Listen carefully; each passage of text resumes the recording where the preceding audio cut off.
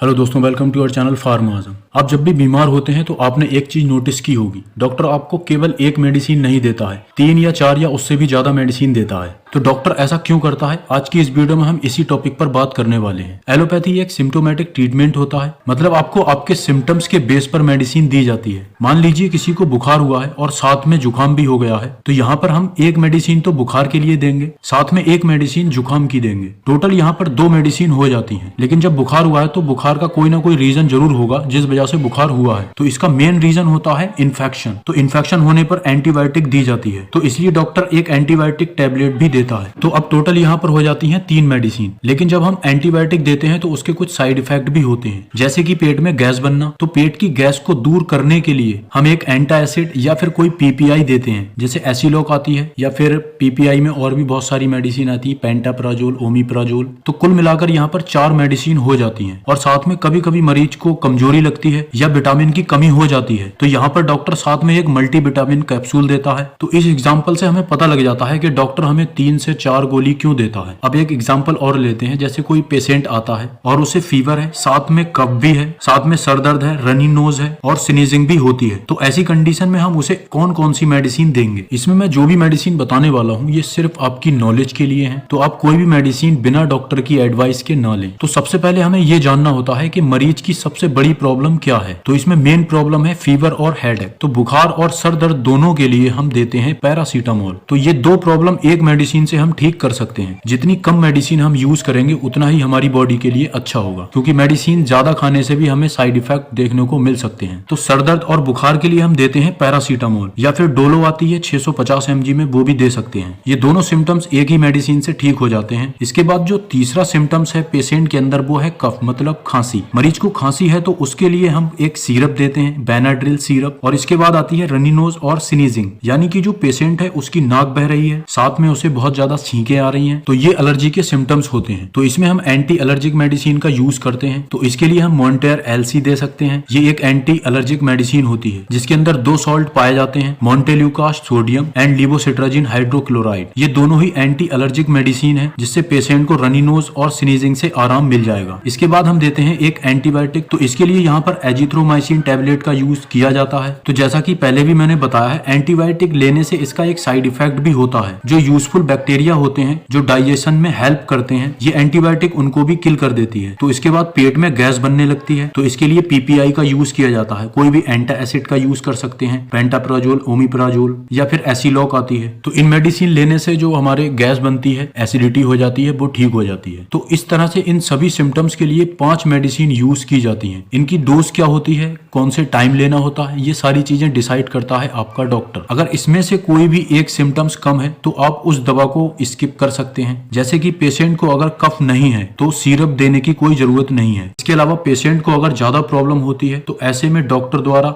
Injection का use भी किया जा सकता है। तो अगर आपने ये पूरी वीडियो देखी है तो आपको समझ आ गया होगा कि डॉक्टर हमें 4 से 5 टैबलेट क्यों देता है। और वीडियो अगर आपको अच्छी लगी हो तो आप लाइक शेयर जरूर करें और चैनल को सब्सक्राइब करना ना भूलें। और मिलते हैं नेक्स्ट वीडियो में, तब तक के लिए बाय बाय।